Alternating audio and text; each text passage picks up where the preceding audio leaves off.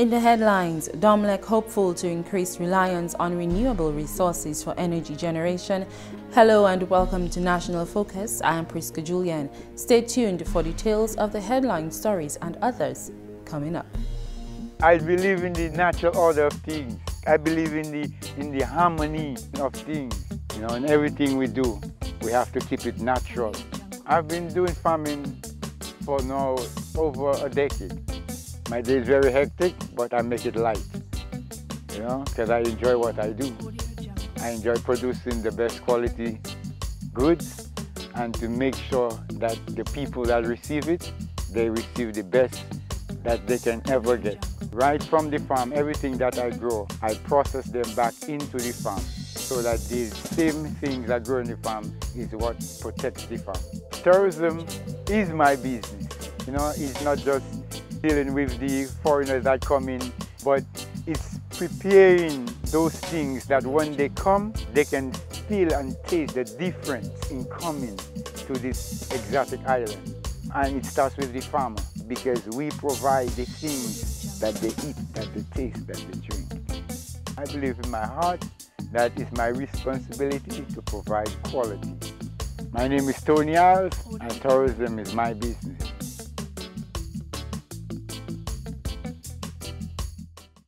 Welcome back. Now for the details.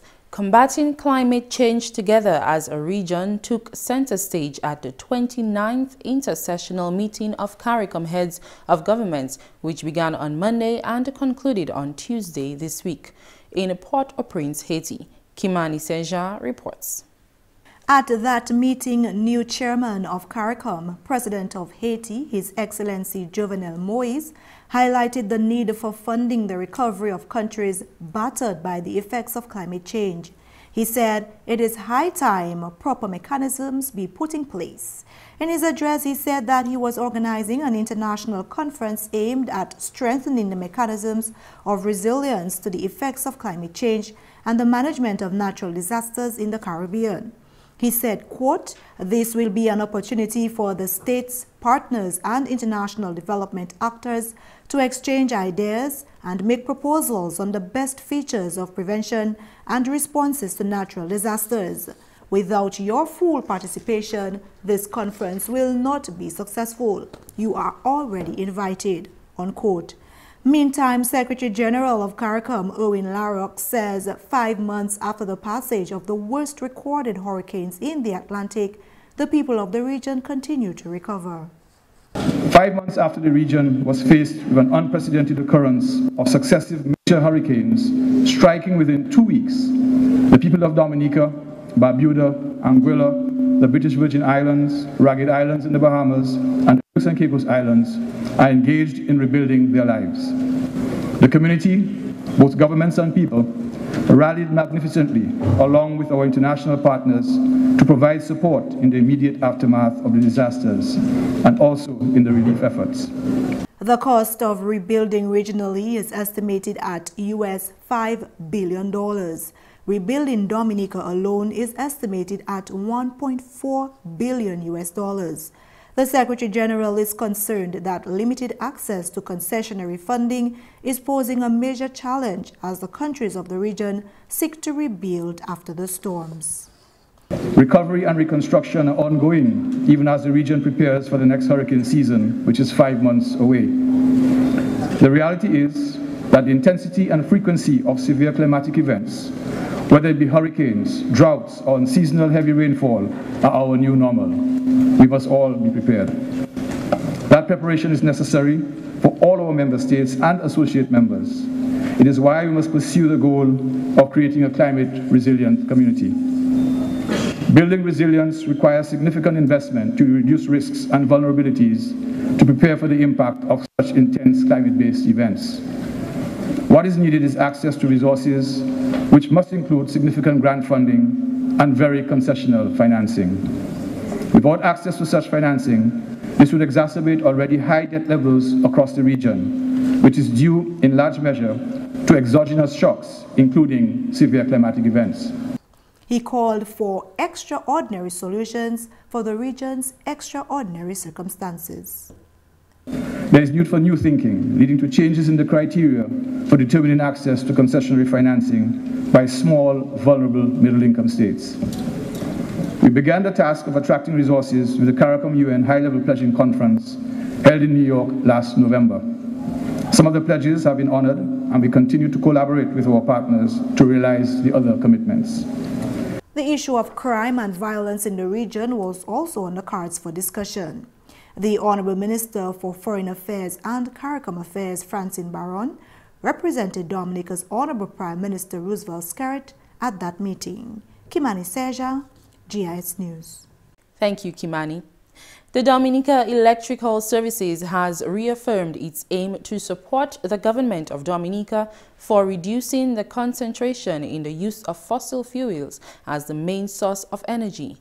The restatement of this goal came from the Generation Manager at DOMLEC, Dave Stamp, at the recent National Rebuilding Consultation.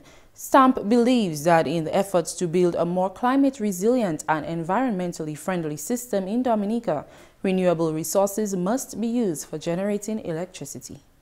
Currently DOMLEC has about 30% of its generating capacity, and it's in hydro, which is a renewable source. And it is the Prime Minister mentioned about the geothermal project. It is our intention to work with the government to assist with the implementation of the geothermal project. And then the geothermal capacity would also be contributing to the renewable energy portfolio of DOMLEC. So it is our intention to work to reduce the concentration or the dependency on fossil fuel.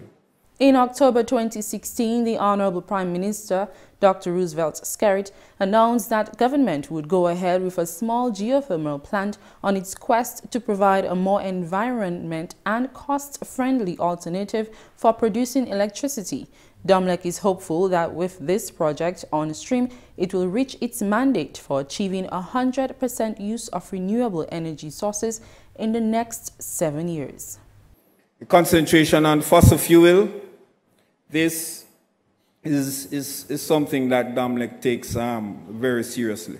First of all, it is in our mandate, it is in our strategic mandate that by 2025, DOMLEC intends to generate and meet its peak demand to our customers with 100% renewable energy sources.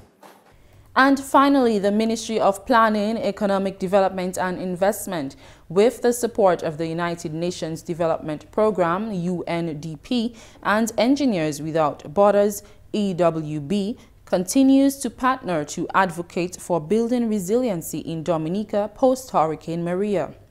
A model roof designed and built by the EWB team will be on display at various locations across the island. According to a press release from the UNDP to date, the roof has been displayed at E.H. Charles and Rudolph Thomas hardware stores in Roseau and Portsmouth respectively, as well as the government headquarters at Roseau Market. A town hall meeting was held on Wednesday, 21st February 2018 at the Credit Union Hall in Portsmouth, where a cross-section of the community attended a discussion on building back better. This week, the model roof was on display in Grand Bay on Monday and Marigot the following day and will be on display for the rest of the week as follows. Wednesday, 28 February 2018, Soufriere at the Christian Union Church from 4 p.m. Thursday, 1st March 2018, Kalinago Territory at the St. C. Resource Center from 9:30 a.m. Castle Bruce at the Castle Bruce Secondary School from 3 p.m. Other dates and locations will be announced in the coming week. First seen at the Carnival Monday Parade on 12 February 2018, the model roof has been an effective way to engage Dominicans in discussion on building back better. And that's all for this edition of National Focus. Be sure to follow GIS on facebook.com/GIS News Dominica and also follow our Twitter at GIS Dominica. You can also catch up on past National Focus newscasts on our GIS Dominica YouTube channel. From all of us here on the GIS News production team, I am PRISCA JULIEN. Thanks for watching.